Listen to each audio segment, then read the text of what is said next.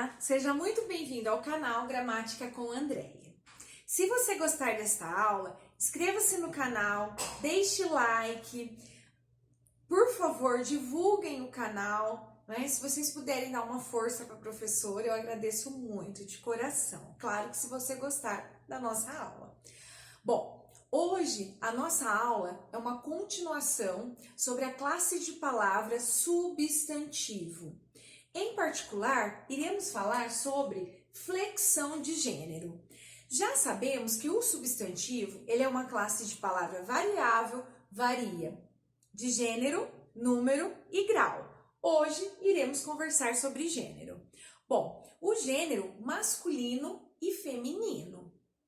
Quando se fala de seres vivos, normalmente o gênero coincide com o sexo, feminino ou masculino. Quando se fala de seres inanimados, o gênero feminino ou masculino é algo convencional. Como assim? Bom, quando a palavra árvore ficou decidido, tá? Que esta palavra seria feminina na língua portuguesa, a árvore e não masculina. Então, quando se trata de seres inanimados, é puramente convencional, se masculino ou feminino, sim? E aí nós temos aqui o gênero uniforme. O que significa? Uma única forma para representar tanto masculino como feminino. Nós temos também o gênero biforme, duas formas.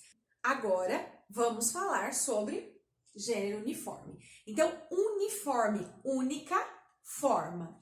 E aí nós temos, dentro do gênero uniforme, o epiceno, o sobrecomum e o comum de dois gêneros. O epiceno designa animais, sim, certos animais. E o gênero indicado por macho ou fêmea. Então, olha só. Quando nós temos vamos pensar num exemplo. A cobra ou o jacaré. Ainda não tem, né? O cobro ou a jacaroa, não é isso? Como que eu identifico a cobra, se macho, né? Se feminino ou masculino, com os adjetivos macho e fêmea. Então, eu coloco a cobra macho ou a cobra fêmea. A mesma coisa acontece com o jacaré. O jacaré macho, o jacaré fêmea, certo? Então, epiceno eu preciso utilizar para marcar qual o gênero. Ó, observe que quando eu falo em uniforme, única forma. Epiceno, observe que é uma única forma. Como eu vou diferenciar se é feminino ou masculino? Pelos termos macho e fêmea. Tenta guardar um nome diferente, epiceno, macho e fêmea. Sobrecomum, designa pessoas, um único gênero. Designa pessoas, um único gênero. Não há mudança de gênero. Como assim? Vamos pensar. Eu tenho a criança e eu vou colocar a testemunha. Olha só, se eu dissesse a criança caiu, você conseguiria identificar se menino ou menina, se feminino ou masculino? Não. Então, para um único gênero, uma única forma, eu uso tanto para o masculino como para o feminino. Se eu dissesse, a testemunha foi convocada pelo juiz. Quem foi convocada pelo juiz? A testemunha. É um homem ou uma mulher? Não consigo identificar. Então, perceba que designa pessoas e tem um único gênero, certo? Serve tanto para o masculino como para o feminino. Então, ó, sobrecomum para os dois. E o gênero, o comum de dois gêneros, designa também pessoas, certo? Só que agora, este gênero será indicado por determinantes. Como assim? Pode ser um artigo, que eu coloquei aqui, ó, exemplo, artigos e adjetivos. Vamos testar? Se eu dissesse cliente, masculino ou feminino? Não sei. Como eu identifico? Vamos tentar? O cliente, a cliente. Olha lá. O cliente, a cliente. Se eu utilizar o cliente masculino, se eu utilizar a cliente feminino. Observe, quem fez? Quem que determinou se masculino ou feminino? O meu artigo. Artigo masculino, o, e artigo feminino, a. Certo? Vamos pensar num outro? Deixa eu ver. Olha só. Colega. Colega. Masculino ou feminino? Não sei. Vamos identificar por um adjetivo agora? Se eu digo colega bonito, você já identifica que é masculino.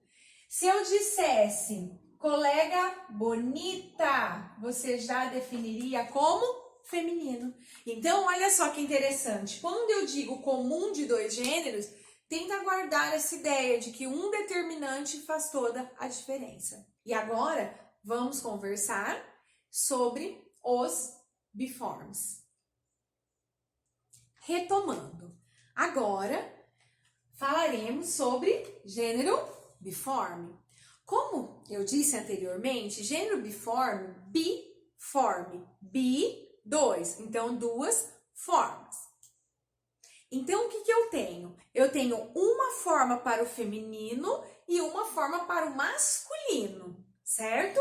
Então, eu tenho uma forma para o masculino e uma forma para o feminino. Vamos pensar, olha só. Eu tenho a forma menino, menina. Que eu faço o quê? Eu altero o O no masculino para o A no feminino. Essa é uma regra, certo? A outra regra é quando eu tenho o masculino terminado em R ou S ou Z ou L, eu acrescento o A. Como assim? Vamos pensar. Olha, eu tenho o masculino cantor. Eu tenho o masculino cantor. Como fica o feminino? Cantora. Acrescentei o A. Eu tenho o camponês. Camponês masculino. Aí como fica o feminino? Camponesa. Depois, eu tenho o masculino juiz. Como fica o feminino? Acrescento a juíza. Com L, eu tenho o masculino oficial. Como fica o feminino? Oficial a. Certo? Então, com essas terminações, eu pego e acrescento o a. Sim? Depois, quando eu tenho a terminação eu, o feminino fica eia. Exemplo, ateu e ateia. Estes são alguns dos exemplos, sim? Além disso, nós temos aqueles que é a mudança de radical. O radical é isso aqui, ó, a base da palavra. Observe que em nenhum destes eu troquei o radical. Nós temos vários casos na língua portuguesa que sim, nestes casos ocorre a troca do radical. E aí, vou colocar um exemplo muito tranquilo, que é homem. Qual o feminino? Se você disse mulher, muito bem.